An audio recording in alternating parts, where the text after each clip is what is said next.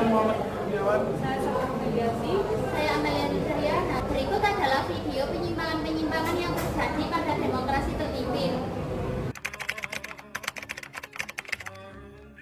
Apa sih masa demokrasi terpimpin itu? Demokrasi terpimpin merupakan sistem demokrasi yang berlaku di Indonesia dari tahun 1959 sampai tahun 1966, di mana semua kekuasaan terpusat di tangan Presiden Soekarno.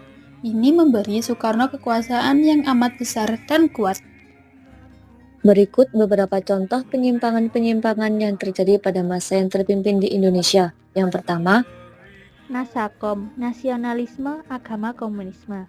Nasakom adalah konsep politik yang dicetuskan oleh Soekarno dalam demokrasi terpimpin 1959 sampai dengan 1965 untuk menyatukan tiga kekuatan utama: nasionalisme, Partai Nasional Indonesia (PNI), agama, Masyumi dan Nahdlatul Ulama (NU), komunisme, Partai Komunis Indonesia (PKI). Tujuan Nasakom: 1. Mencegah perpecahan nasional. 2. Memperkuat demokrasi terpimpin. 3. Menjaga stabilitas politik. 4. Menolak kapitalisme dan imperialisme. Kejatuhan Nasakom. Konsep ini ditolak oleh Hatta dan militer karena dianggap memberi ruang bagi PKI. Setelah G30S 1965, PKI dituduh sebagai dalang kudeta. Soeharto kemudian melarang komunisme dan mengakhiri Nasakom. Meskipun gagal, Nasakom tetap menjadi bagian penting dalam sejarah politik Indonesia. berikutnya contoh yang kedua. Dewan Perwakilan Rakyat Gotong Royong atau DPR-GR dibentuk pada 1960 melalui penetapan Presiden nomor 4 tahun 1960 menggantikan DPR hasil pemilu 1955 yang dibubarkan lewat Perpres nomor 3 tahun 1960.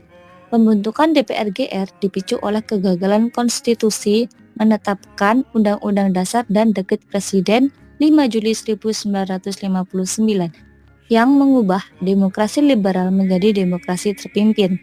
Anggota DPR-GR ditunjuk langsung oleh Presiden Soekarno, memperkuat dominasinya dan menguntungkan PKI. DPR-GR lebih berperan sebagai alat legitimasi kebijakan pemerintah daripada menjalankan fungsi legislatif sesuai Undang-Undang Dasar 1945. Berikut contoh yang ketiga. Penetapan Manifesto Politik Republik Indonesia sebagai GBHN. GBHN adalah pedoman pembangunan negara yang ditetapkan MPR setiap 5 tahun untuk kesejahteraan rakyat. Konsepnya sudah ada sejak era Soekarno dalam Manifesto Politik Republik Indonesia. Sebelum kemerdekaan, Hindia Belanda telah menerapkan perencanaan pembangunan sejak 1901. Setelah proklamasi, Indonesia membentuk Badan Perancang Ekonomi pada tahun 1947. Lalu Panitia Pemikir Siasat Ekonomi di bawah Muhammad Hatta pada tahun 1948, I.J. Kasimo menyusun plan produksi 3 tahun Republik Indonesia sebagai cikal bakal GBHN. GBHN baru terrealisasi setelah Dekret Presiden 5 Juli 1959. Soekarno membentuk Dewan Perancang Nasional pada tahun 1959 yang menyusun Rencana Pembangunan Nasional Semesta Berencana pada tahun 1961 sampai tahun 1969 sebagai GBHN pertama.